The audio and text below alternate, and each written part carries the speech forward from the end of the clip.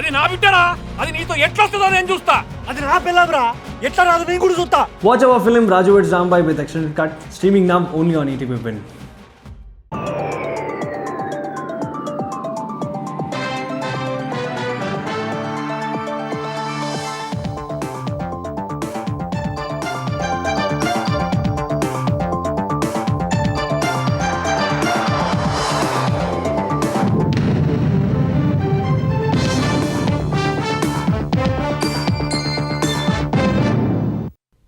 నమస్కారం, ఈటీవీ న్యూస్కు స్వాగతం. ముఖ్యాంశాలు. తిరుపతిలో భారతీయ విజ్ఞాన సమ్మేళనం. పిల్లలకు పురాణాలు చెప్పాలన్న చంద్రబాబు, భిన్నంగా సృజనాత్మకంగా ఆలోచించాలని సీఎం పిలుపు. విజ్ఞాన ధర్మశాస్త్రాల మధ్య వైరుధ్యం లేదన్న ఆర్ఎస్ఎస్ అధిపతి, క్షమాగుణమే మిన్న అని పిలుపు. భారత్ విశ్వగురు అవుతుందని భాగవత్ విశ్వాసం. ఏపీఎస్ఆర్టీసీలో మెడికల్గా అన్ఫిట్ అయిన వారికి వేరే ఉద్యోగాలు. ఆదేశాలు జారీ చేసిన ఆంధ్రప్రదేశ్ సర్కార్, హర్షం వ్యక్తం చేసిన ఉద్యోగ సంఘాలు. నేడు ఢిల్లీ వెళ్లనున్న ముఖ్యమంత్రి రేవంత్ రెడ్డి. రేపు జరగనున్న సిడబ్ల్యూసీ భేటీకి హాజరు. నరేగాపై తదుపరి కార్యాచరణ చర్చకు వచ్చే అవకాశం. తిట్ల పురాణం తప్ప ప్రజలకు రేవంత్ చేసిందేమీ లేదన్న కేటీఆర్. హామీలు ఎగవేశారని ధ్వజం. చెక్ డ్యాంలను బాంబులతో పేల్చేస్తున్నారని ఆరోపణ. బంగ్లాదేశ్లో హిందువులపై దాడులను ఖండించిన సినీ ప్రముఖులు. కఠిన చర్యలు తీసుకోవాలని డిమాండ్. ప్రజలు సంఘీభావం తెలపాలని పిలుపు. రష్యాతో యుద్ధం ముగింపుపై ఉక్రెయిన్ దృష్టి. అమెరికాతో చర్చలు ఆశాజనకంగా జరిగాయన్న జెలెన్స్కీ. కొన్ని అంశాలపై స్పష్టత రావాలని వెల్లడి.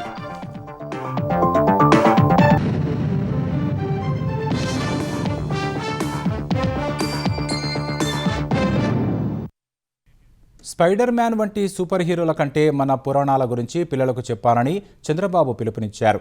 భారతం, రామాయణాల గొప్పతనం వివరిస్తే పిల్లలకు మంచి చెడుల మధ్య వ్యత్యాసాలు తెలుస్తాయన్నారు. విజ్ఞాన ధర్మశాస్త్రాల మధ్య వైరుధ్యం లేదని ఆర్ఎస్ఎస్ చీఫ్ మోహన్ భాగవత్ అన్నారు. భారత విశ్వగురు అవుతుందని విశ్వాసం వ్యక్తం చేశారు. తిరుపతి జాతీయ సంస్కృత విశ్వవిద్యాలయంలో భారతీయ విజ్ఞాన సమ్మేళనాన్ని కేంద్ర మంత్రి జితేంద్ర సింగ్, ఆర్ఎస్ఎస్ చీఫ్ మోహన్ భాగవత్తో కలిసి సీఎం చంద్రబాబు ప్రారంభించారు. ఈ కార్యక్రమంలో మాట్లాడిన సీఎం, ప్రపంచ దేశాల్లో భారత్ పేరు మారుమోగుతోందన్నారు.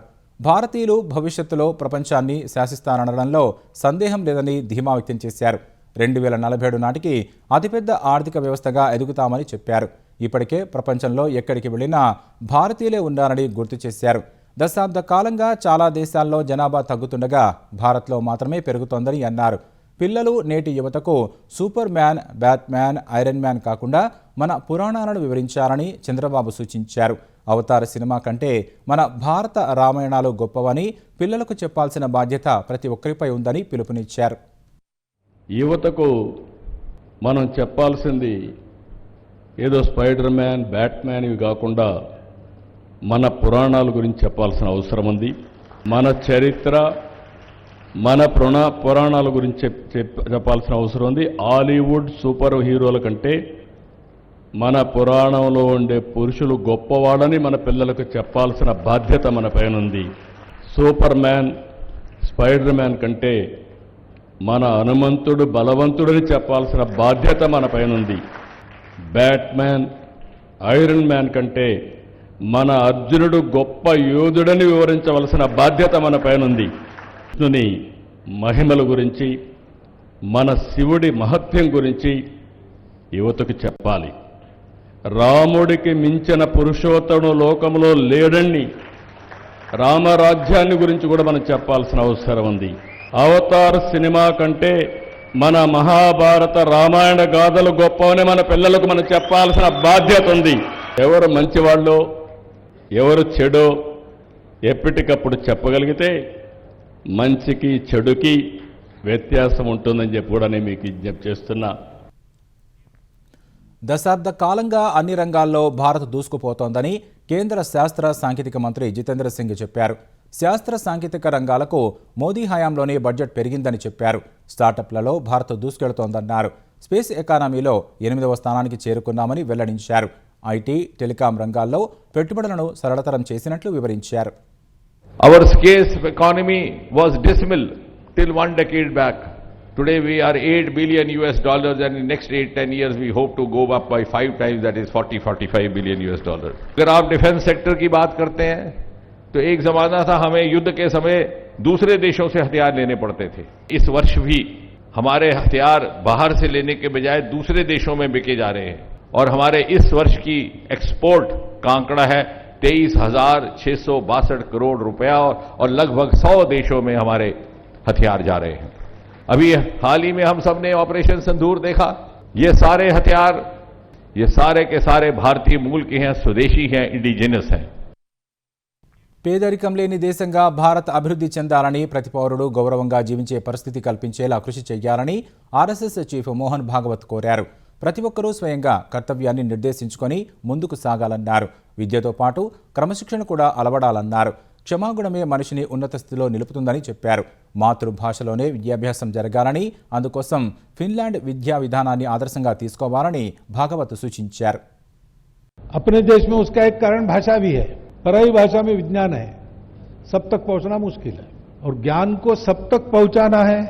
इसलिए जिसको जो भाषा आती है उसको उस भाषा में ज्ञान उपलब्ध हो और मातृभाषा में ग्रहण करने की आदत लगने के कारण शिक्षा शास्त्र ये बताता है कि मातृभाषा में जो पढ़ाई की जाती है वो मनुष्य को ठीक बनाती है, वो जल्दी पहुंचती है.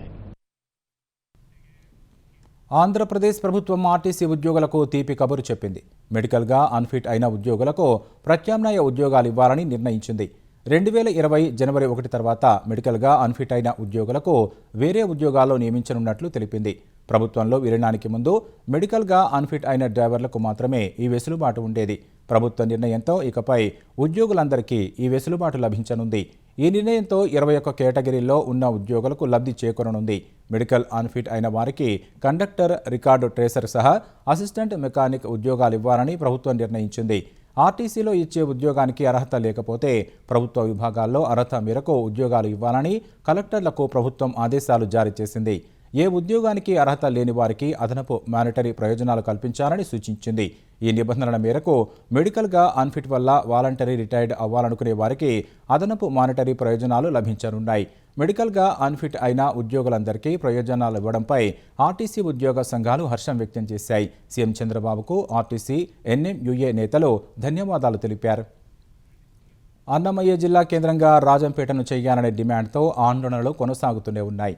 జేఏసీ ఆధ్వర్యంలో కడప, చెన్నై ప్రధాన రహదారిపై అన్నమయ్య 108 అడుగుల విగ్రహం వద్ద బైఠాయించి నిరసన తెలిపారు. ఫలితంగా ప్రధాన రహదారిపై ట్రాఫిక్ స్తంభించింది. అనంతరం జేఏసీ నేతలు రోడ్డుపైనే వంటవార్పు కార్యక్రమం నిర్వహించారు. ఈ కార్యక్రమంలో వివిధ పార్టీలు, ప్రజా సంఘాల నేతలు పాల్గొన్నారు.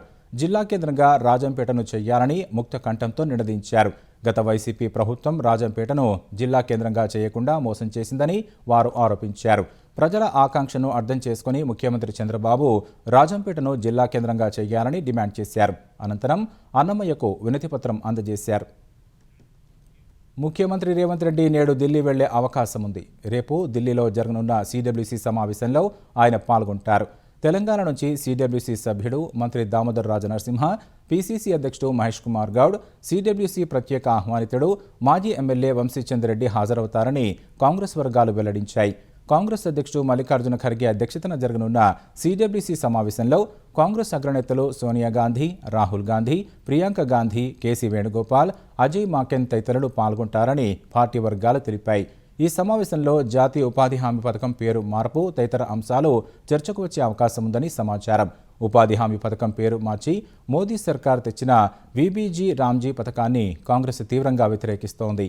బీహార్ అసెంబ్లీ ఎన్నికల్లో పార్టీ పరాజయంపైన చర్చ జరుగుతుందని పార్టీ వర్గాలు తెలిపాయి. 2026లో జరగనున్న అస్సోం, తమిళనాడు, పుదుచ్చేరి, కేరళ, పశ్చిమ బెంగాల్ అసెంబ్లీ ఎన్నికల వ్యూహాలపైన చర్చించే అవకాశం ఉంది. తెలంగాణలో కేసీఆర్ నిర్మించిన చెక్ డ్యాంలను కాంగ్రెస్ ప్రభుత్వం బాంబులు పెట్టి పేల్చేస్తోందని బీఆర్ఎస్ కార్యనిర్వాహక అధ్యక్షుడు కేటీఆర్ ఆరోపించారు. ఇసుక తోడుకునేందుకు చెక్ డ్యాంలు పేల్చేస్తున్నారని ఆక్షేపించారు. హైదరాబాద్లోని తెలంగాణ భవన్లో పార్టీలోకి చేరిన శేరిలింగంపల్లి నియోజకవర్గ కాంగ్రెస్ నేతలకు కేటీఆర్ కండువా కప్పి ఆహ్వానించారు. అనంతరం మాట్లాడిన కేటీఆర్ రేవంత్ రెడ్డి క్రిస్మస్ బాగుండి పేమెంట్ కోటాలో సీఎం అయ్యారని విమర్శించారు. హామీల గురించి అడిగితే రేవంత్ రెడ్డి బూతులు తిడుతున్నారని మండిపడ్డారు. ఎన్నో హామీలిచ్చి అధికారంలోకి వచ్చిన సీఎం రేవంత్ రెడ్డి ఇప్పుడు అన్నీ ఎగవేశారని ధ్వజమెత్తారు. గ్రామాల్లోని ప్రజలు కాంగ్రెస్ హామీలు నమ్మి మోసపోయారని కేటీఆర్ ఆరోపించారు. కాంగ్రెస్ ప్రభుత్వం మార్పు మార్పు మార్పు అని చెప్పి ఊదరగొట్టి ప్రజలకు హామీలిచ్చి అధికారంలోకి వచ్చి 2 ఏళ్లయి ఏం జరిగింది ఏం ఒరిగింది అంటే 3 జరుగుతున్నాయి. కూల్చివేతలు, పేల్చివేతలు, ఎగవేతలు. హైడ్రాన్ పెట్టి పేదోళ్ళ ఇల్లు కూలగొట్టు తప్ప ఒక్క హైదరాబాద్లో ఒక ఇటుక పెట్టింది లేదు, ఒక ఇల్లు కట్టింది లేదు. రెండోది పేల్చివేతలు. కేసీఆర్ గారేమో కడితే ఈ దరిద్రులు వచ్చిన తర్వాత పేల్చి పారేస్తున్నారు చెక్ డ్యాంలు. ఇలా మొక్కలకు కాంగ్రెస్ వాళ్ళు వచ్చినాక ఒక చెరువు కట్టింది లేదు, ఒక చెక్ డ్యామ్ కట్టింది లేదు, ఒక ఇటుక పెట్టింది లేదు. కానీ ఉన్న చెక్ డ్యాంలను ఇవాళ బాంబులు పెట్టి పేల్చేస్తున్నారు. ఇక ఎగవేతల గురించి అయితే నేను చెప్పాల్సిన అవసరం లేదు. ఆయన పేరు మార్చుకోవాలా, యనుమల రేవంత్ రెడ్డి కాదు, ఎగవేతల రేవంత్ రెడ్డి. మహబూబాబాద్లోని ప్రాథమిక వ్యవసాయ కేంద్రం వద్ద యూరియా బస్తాల కోసం రైతులు రేయింబవళ్లు ఎదురుచూస్తున్నారు. అర్ధరాత్రి వరకు క్యూలైన్లలో చెప్పులు పెట్టి పడిగాపులు కాస్తున్నారు. అయినా అధికారులు స్పందించకపోవడంతో యూరియా పంపిణీ చేయాలంటూ మహబూబాబాద్ తొర్రూరు ప్రధాన రహదారిపై బైఠాయించి ఆందోళన చేశారు. చలిలో ఇబ్బందులు పడుతున్నా అధికారులు పట్టించుకోవట్లేదని, ఇవాళ రేపు అంటూ మభ్యపెడుతున్నారని రైతన్నలు ఆవేదన వ్యక్తం చేశారు. యూరియా సరఫరా చేయాలని, లేదంటే ఆందోళనలను మరింత తీవ్రం చేస్తామని హెచ్చరించారు. ప్రభుత్వం ఇటీవల అందుబాటులోకి యాప్ పనిచేయట్లేదని రైతులు వాపోతున్నారు. 4 ఎకరాల తోట వేసినాం. మొక్కజొన్న తోట ఉంది. ఇప్పుడు 20 రోజుల కాడ నుంచి తిరుగుతున్నాం. ఈ రాసిన కాడ నుంచి ఒక బస్తా కూడా ఇస్తలేరు. ఇవాళ రేపు అని తప్పిస్తారు. కానీ ఇవాళ రేపు అంటే మళ్ళీ నిన్న 4 గంటలకు వచ్చినాం, ఇవాళ 4 గంటలకు వచ్చినాం, ఇస్తలేరు అని ధర్నా చేసినాం. 15 బస్తాలు కానీ రాసిండు సార్, 5 బస్తాలు కూడా ఇప్పుడు దాకా ఇస్తలేరు. ఒక్క బస్తా 2 బస్తాలు, ఒక బస్తా 2 బస్తాలు ఈవో సార్ కూడా రాసిరు. ఇగో ఈవో సార్ కూడా మా పక్కనే ఉన్నాడు, ఒక బస్తా కూడా ఇస్తలేరు. యాప్ మన మై బాధ్యులకు ఇంకా యాప్ కూడా రాలే, ఆల్రెడీ 0 అని చూపెడతాం సార్. మేము యూరియాల కోసం తిరుగుతున్నాం. మొక్కజొన్న వేసినాం సార్. మాకు 15 బస్తాలు యూరియా రాస్తే మాకు 2 బస్తాలు కూడా ఇవ్వట్లేదు. దాదాపు 15-20 రోజుల నుండి మేము యూరియా బస్తాల కోసం తిరుగుతున్నాం. మాకు ఆ సారి బస్తా ఇస్తలేడు, ఏం చేస్తలేడు సార్. రేపు ఎల్లుండి 10 రోజులు 10-15 రోజులు తప్పించుకుంటూ ఉన్నారు సార్. వాళ్ళు ఇస్తలేరు, ఏం చేస్తలేరు సార్. తెలంగాణలో కాంగ్రెస్ ఉన్నంతకాలం యూరియా సమస్య తీరదని మాజీ మంత్రి హరీష్ రావు విమర్శించారు. సాగు భాష తప్ప సాగు గురించి సోయలేని వ్యక్తి సీఎంగా ఉంటే రైతుల బతుకులు ఇలా క్యూలైన్లో తెల్లారాల్సిందేనని ఎక్స్ వేదికగా ధ్వజమెత్తారు. అందరినీ తొక్కుకుంటూ వచ్చానని గర్వంగా చెప్పుకునే సీఎం రేవంత్ రెడ్డి ఇప్పుడు రైతులను తొక్కుతున్నారని ఆరోపించారు. చిల్లర రాజకీయాలు, విధ్వంసకర పాలనకు బలైపోతున్నది రైతేనని ఆవేదన వ్యక్తం చేశారు. రైతులకు సమయానికి యూరియా కూడా అందించలేని సీఎం ఎందుకని ప్రశ్నించారు. సీఎం జూబ్లీహిల్స్ ప్యాలెస్లో కూర్చుంటే రైతులు మాత్రం ఎముకలు కొరికే చలిలో యూరియా కోసం ఎదురు చూస్తున్నారని ఆవేదన వ్యక్తం చేశారు. బంగ్లాదేశ్లో హిందూ యువకుడు దీపు చంద్రదాస్ హత్యోదంపై భారత్లో ఆగ్రహ జ్వాలలు వ్యక్తమవుతున్నాయి. పౌరుల నుంచి ప్రముఖుల వరకు ఈ ఘటనను తీవ్రంగా ఖండిస్తున్నారు. బంగ్లాదేశ్లో జరుగుతున్న పరిణామాలు తనను తీవ్రంగా కలిచివేస్తున్నాయని మాజీ ఎంపీ సీనియర్ నటి జయప్రద ఆవేదన వ్యక్తం చేశారు. మూకా హత్యలో హిందూ మతంపై జరుగుతున్న దాడి అని ఆరోపించారు. బంగ్లాదేశ్లో జరుగుతున్న ఘటనలో అమానుషమని నటి జాన్వీ కపూర్ సామాజిక మాధ్యమం ఇన్స్టాగ్రామ్లో ఓ పోస్టు పెట్టారు. అలాంటి సంఘటనలను ప్రతి ఒక్కరూ నిలదీయాలని ఆమె విజ్ఞప్తి చేశారు. All eyes on Bangladesh Hindus అని ఫోటోను నటి కాజల్ అగర్వాల్ ఇన్స్టాలో పోస్టు చేశారు. మౌనాన్ని వీడాలని రాసుకొచ్చారు.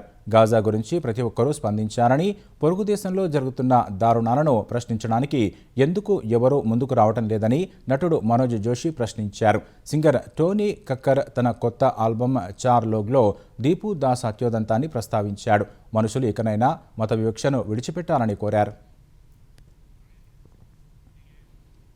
కృష్ణా జిల్లా నిమ్మకూరులో పర్యటించిన NTR memorial trust chairperson Nara Bhuvaneswari పలు అభివృద్ధి కార్యక్రమాలకు శంకుస్థాపన, ప్రారంభోత్సవాలు చేశారు. 6 కోట్ల రూపాయల నాబార్డు నిధులతో నిర్మించనున్న 30 పడకల ఆసుపత్రికి శంకుస్థాపన చేశారు. జూనియర్ కళాశాలలో పూర్వ విద్యార్థుల సహకారంతో 3.5 కోట్లతో నిర్మించిన బాలుర వసతి గృహాన్ని ప్రారంభించారు. గురుకుల పాఠశాలలో కంప్యూటర్ ల్యాబ్ను ప్రారంభించారు. కంప్యూటర్ ల్యాబ్లో విద్యార్థులకు ఆంగ్లం బోధించారు. పాఠశాలలో ఉన్న సమస్యలను సీఎం, కలెక్టర్ దృష్టికి తీసుకువెళ్లి పరిష్కారం అయ్యేలా చూస్తానని భువనేశ్వరి హామీ ఇచ్చారు. లక్ష్మయ్య తాతయ్య గారి ఊరిది. ప్రస్తుతం మన సీఎం నారా చంద్రబాబు నాయుడు గారు ఆయన ఒకటే అన్నారు, ఒక్క ఇంటింటికి ప్రతి బిడ్డకి 15,000 రూపాయలు ప్రతి సంవత్సరం ఇచ్చి వాళ్ళ ఇంట్లో కూర్చోకూడదు, వాళ్ళు బడికి వెళ్ళాలి. అందుకే అది ఎంత కష్టమైనా ఏమేమి హామీలు ఇచ్చారో ప్రజలు శ్రేయస్సు కోసం అవన్నీ ఆయన ముందుకు తీసుకెళ్తున్నారు. హెరిటేజ్ CSR ఫండ్స్ ద్వారా కూడా వాళ్ళు ట్రస్ట్ని నమ్మి చాలామంది దాతలు ముందుకొచ్చి ట్రస్ట్కి తోడుగా ఉంటున్నారు. వాళ్ళందరికీ కూడా నా ధన్యవాదాలు. I request each student here, use technology for your good. Please don't misuse it. Cyber నేరాలకు పాల్పడుతున్న ఓ సైబర్ క్రైమ్ ముఠాను ఆంధ్రప్రదేశ్ సిఐడి పోలీసులు పట్టుకున్నారు. వారిలో వియత్నాం దేశీయుడు ఉన్నారని, నిందితుల నుంచి దాదాపు 1600 సిమ్ కార్డులు స్వాధీనం చేసుకున్నట్లు సైబర్ క్రైమ్ పోలీసులు వెల్లడించారు. సిమ్బాక్స్ అనే పరికరం ద్వారా అంతర్జాతీయ కాల్స్ను లోకల్ కాల్స్గా మార్చి సైబర్ మోసాలకు పాల్పడుతున్నారని చెప్పారు. చైనా నుంచి సిమ్బాక్స్లు దిగుమతి చేసుకుని భారత్లోని లోకల్ ఆపరేటర్ల ద్వారా సైబర్ మోసాలకు తెగబడుతున్నట్లు పేర్కొన్నారు. టెలిగ్రామ్ యాప్ ద్వారా మోసపూరిత లింకులు పంపించి పెద్ద మొత్తంలో నగదు స్వాహా చేస్తున్నట్లు తెలిపారు. మేము ఇప్పటివరకు ఐడెంటిఫై చేసిన ఒక్క సిమ్ బాక్స్లోనే సుమారుగా నియర్లీ 1600 సిమ్స్ దొరకడం జరిగింది. ఆ ఇన్పుట్ ద్వారా ఎంత లాస్ చూస్తే it was more than 20 crores only in Andhra Pradesh. SIM cards ఎలా ప్రొక్యూర్ చేసుకుంటున్నారంటే, మీకు for example as a subscriber ప్రజలు ఒకరు వెళ్ళి నాకు సిమ్ కావాలి అని అడగచ్చు. ఫారెల్స్ మోస్ట్లీ MNPs బిగ్ డే అని చెప్పేసుకొని, అంటే సమ్ ఇంపార్టెంట్ డేస్ పెట్టుకొని ఎక్కువ MNPs ట్రాన్స్ఫర్ చేయడం అలాంటివన్నీ చేయడం జరుగుతుంది.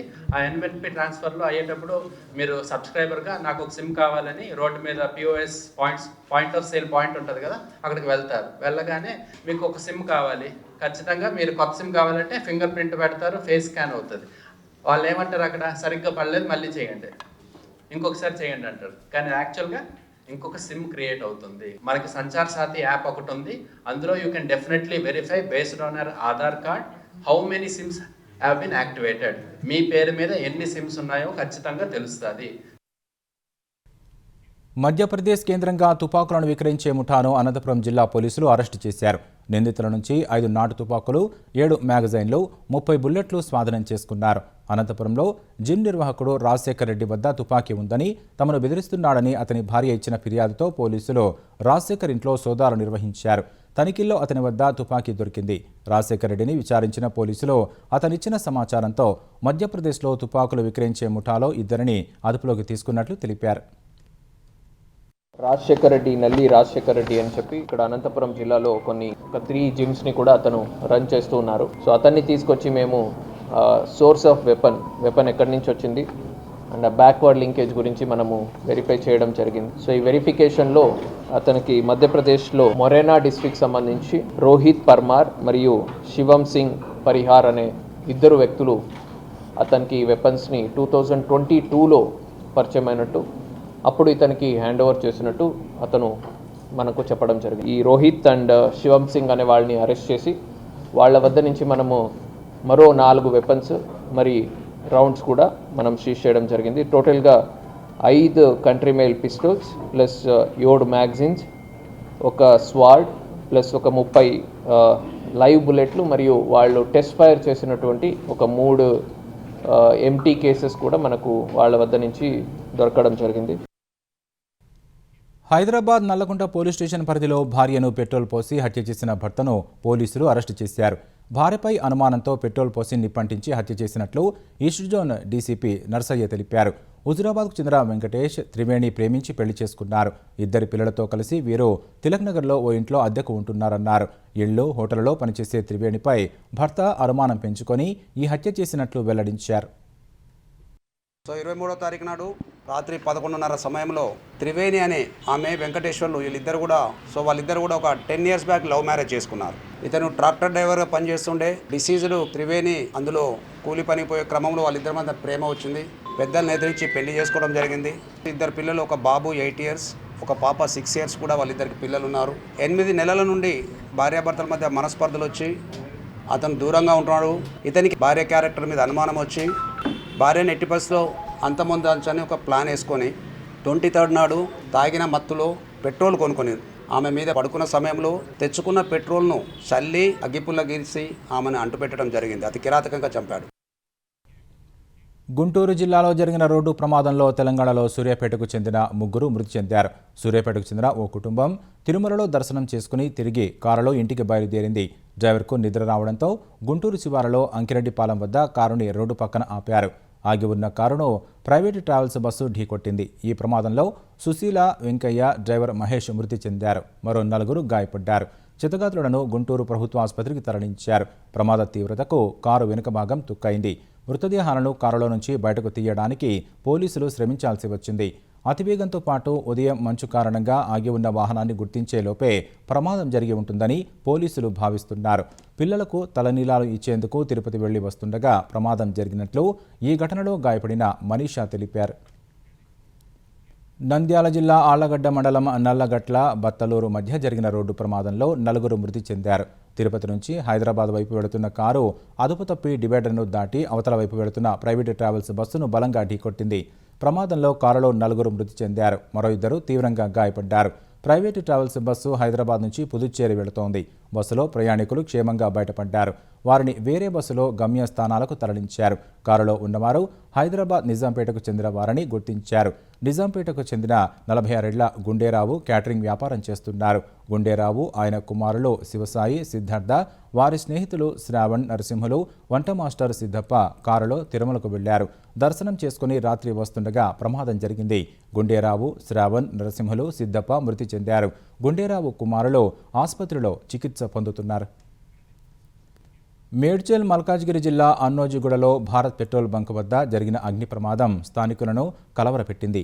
ఈ మధ్యాహ్నం హైదరాబాద్ వరంగల్ రహదారి అన్నోజిగూడ సర్వీసు రోడ్డుపై వెడుతుండగా మారుతి వ్యాన్లో మంటలు అంటుకున్నాయి. అప్రమత్తమైన డ్రైవరు ప్రయాణికులను దింపేసి తాను దిగిపోయాడు. అయితే డ్రైవరు హ్యాండ్ బ్రేక్ వేయకపోవడంతో మంటలు అంటుకున్న వ్యాన్ పక్కనే ఉన్న భారత్ పెట్రోల్ బంకులోకి వెళ్లిపోయింది. అప్రమత్తమైన బంక్ సిబ్బంది నీళ్లతో మంటలు అదుపులోకి తెచ్చారు. ప్రమాదంలో మారుతి వ్యాన్ పూర్తిగా తగలబడిపోయింది. పెట్రోల్ బంకుకు ప్రజలకు ముప్పు తప్పడంతో అంతా ఊపిరి పీల్చుకున్నారు. రష్యా ఉక్రెయిన్ యుద్ధానికి ముగింపు పలికే దిశగా అడుగులు పడుతున్నాయి. అమెరికా ప్రతినిధులు స్టీవ్ విట్కాఫ్, జారెడ్ కుష్నర్లతో ఉక్రెయిన్ అధ్యక్షుడు జెలెన్స్కీ భేటీ అయ్యారు. రష్యాతో శాశ్వత శాంతికి దారితీసే కీలక అంశాలపై చర్చించారు. అమెరికా ప్రతినిధులతో చర్చలు ఆశాజనకంగా జరిగినట్లు ఎక్స్ వేదికగా జెలెన్స్కీ తెలిపారు. శాంతి ఒప్పందానికి సంబంధించిన కొన్ని పత్రాలు పూర్తిగా సిద్ధమయ్యాయని, మరికొన్ని తుది దశకు చేరుకున్నాయన్నారు. అన్ని విషయాలు కొలిక్కి వచ్చినప్పటికీ ఇంకా కొన్ని అత్యంత సున్నితమైన అంశాలపై స్పష్టత రావాల్సి ఉందన్నారు. వీటిని ఎలా పరిష్కరించాలన్న దానిపై అమెరికాతో కలిసి తాము ఒక అవగాహనకు వచ్చామని జెలెన్స్కీ స్పష్టం చేశారు. రాబోయే రోజుల్లో చర్చల ప్రక్రియ మరింత వేగవంతంగా ఉంటుందన్నారు. నైజీరియాలో ఇస్లామిక్ స్టేట్ ఉగ్రవాదుల లక్ష్యంగా అమెరికా భారీగా దాడులు జరిపింది. నైజీరియాలో క్రైస్తవులపై జరుగుతున్న హింసను అరికట్టడంలో భాగంగా ఈ చర్యలు తీసుకున్నట్లు అమెరికా అధ్యక్షుడు డొనాల్డ్ ట్రంప్ తెలిపారు. ఈ మేరకు ట్రూత్ సోషల్ వేదికగా దాడికి సంబంధించిన వివరాలను పోస్టు చేశారు. నైజీరియాలో క్రైస్తవులపై ఊచకోతలు ఆపకపోతే నరకం చూపిస్తారని గతంలోనే ఐసిస్ను హెచ్చరించినట్లు ట్రంప్ గుర్తు చేశారు. తన హెచ్చరికలను ఐసిస్ ఉగ్రవాదులు పట్టించుకోలేదని, ఇప్పుడు అనుభవిస్తున్నారని తెలిపారు. ఈ దాడుల్లో పెద్ద ఎత్తున ఐసిస్ ఉగ్రవాదులు మరణించారన్న ట్రంప్ రాడికల్ ఇస్లామిక్ ఉగ్రవాదాన్ని సహించబోనని హెచ్చరించారు. ఈ సందర్భంగా చనిపోయిన ఉగ్రవాదులతో సహా అందరికీ ట్రంప్ క్రిస్మస్ శుభాకాంక్షలు తెలిపారు. ఉత్తర కొరియా తమ ఆయుధ సంపత్తిని మరింత పెంచుకోవాలని భావిస్తోంది. రానున్న రోజుల్లో క్షిపణి వ్యవస్థలను రూపొందించేందుకు సిద్ధమవుతోంది. ఇందుకోసం సంబంధిత అధికారులకు ఉత్తర కొరియా అధ్యక్షుడు కిమ్ జోంగ్ ఉన్ ఇప్పటికే ఆదేశాలు జారీ చేసినట్లు తెలుస్తోంది. గత కొంతకాలంగా తమ ఆయుధ కర్మాగారాలను వరుసగా సందర్శిస్తూ ఆయుధ సంపత్తి వివరాలను కిమ్ ఆరా తీస్తున్నారు. క్షిపణుల తయారీని మరింత వేగవంతం చేయాలని కిమ్ నిర్ణయించుకున్నట్లు ఉత్తర కొరియా అధికారిక మీడియా తెలిపింది. ఇందుకోసం కొత్త ఆయుధ కర్మాగారాల నిర్మాణాలు చేపట్టాలని కిమ్ ఆదేశాలు జారీ చేసినట్లు పేర్కొంది. ఇటీవల కాలంలో ఉత్తర కొరియా తమ అణు పరీక్షలను గణనీయంగా పెంచింది. ఇప్పటికే సముద్రం అడుగు నుంచి ప్రయోగించే రహస్య ఆయుధాలపై కిమ్ సమీక్ష జరిపారు. అణుశక్తితో నడిచే జలాంతర్గామిని కిమ్ గురువారం తన కుమార్తెతో కలిసి పరిశీలించారు. 8,700 టన్నుల బరువుండే ఈ భారీ అణు జలాంతర్గామి బాహ్య నిర్మాణం దాదాపు పూర్తయినట్లు తెలుస్తోంది. గాజా పట్టీలో హమాస్ టన్నెల్ నెట్వర్క్ను ఇజ్రాయెల్ ధ్వంసం చేస్తోంది. ఉత్తర గాజాలో హమాస్కు చెందిన 4 కిలోమీటర్ల సొరంగాన్ని తాజాగా ధ్వంసం చేసినట్లు ఇజ్రాయెల్ సైన్యం ప్రకటించింది. ఇందుకు సంబంధించిన దృశ్యాలను విడుదల చేసింది. ఈ సొరంగాలను హమాస్ తమ ఉగ్ర కార్యకలాపాలకు వినియోగించిందని ఇజ్రాయెల్ ఆరోపించింది. మరోవైపు ఇజ్రాయెల్ హమాస్ మధ్య కుదిరిన కాల్పుల విరమణ ఒప్పందం తదుపరి దశకు చేరుకోవడంలో ఇబ్బందులు ఎదురవుతున్నాయి. ఇజ్రాయెల్ హమాస్ పరస్పరం నిబంధనల ఉల్లంఘన ఆరోపణలు చేసుకోవడమే ఇందుకు కారణం. కాల్పుల విరమణ ఒప్పందంలోని మొదటి దశలో భాగంగా బందీలను హమాస్ విడుదల చేయగా బదులుగా పాలస్తీనా ఖైదీలను ఇజ్రాయెల్ విడుదల చేసింది. తదుపరి దశ ఒప్పందంలో గాజాలో అంతర్జాతీయ స్థిరీకరణ దళాల మోహరింపు, నిపుణులతో కూడిన ప్రభుత్వ యంత్రాంగం ఏర్పాటు వంటి ప్రతిపాదనలు ఉన్నాయి. హమాస్ నిరాయుధీకరణతో పాటు ఇజ్రాయెల్ దళాల ఉపసంహరణ వంటి ప్రతిపాదనలు ఉన్నాయి. కేరళ వైనాడ్ జిల్లా వండికడవులలో కొన్ని రోజులుగా ప్రజలను భయాందోళనకు గురిచేస్తున్న పెద్ద పులిని అటవీశాఖ అధికారులు ఎట్టకేలకు బంధించారు. ఇటీవల దేవరగట్టు ప్రాంతంలో ఒక వృద్ధుడు తన సోదరుతో కలిసి అటవీ ప్రాంతంలోకి వెళ్లగా పెద్ద పులి దాడి చేసినట్టు తెలుస్తోంది. ఈ దాడిలో వృద్ధుడు అక్కడికక్కడే మృతి చెందారు. పులి సంచరిస్తుందన్న సమాచారంతో స్థానిక ప్రజలు ఒక్కసారిగా ఉలిక్కిపడ్డారు.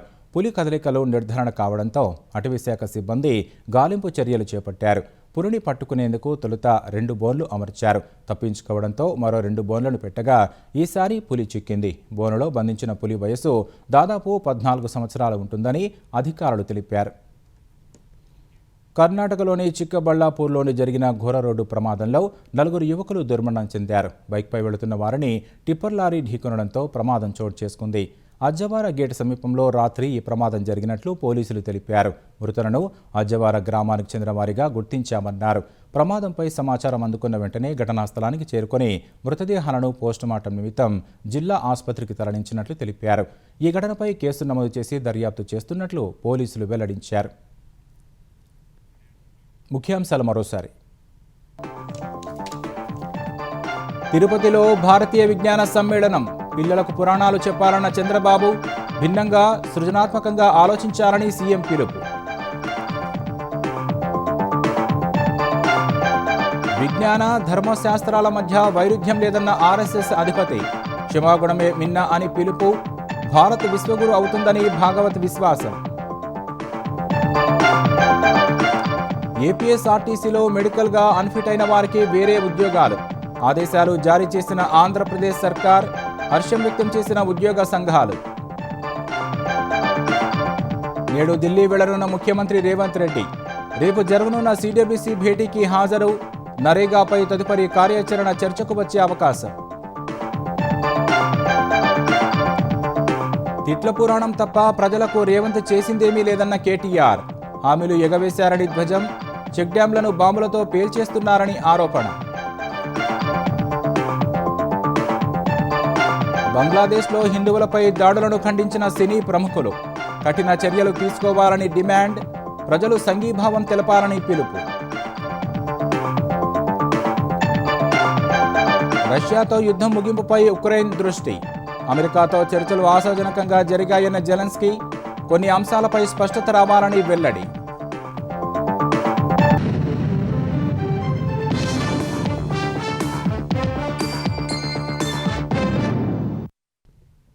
ET న్యూస్ సమాప్తం. నమస్కారం.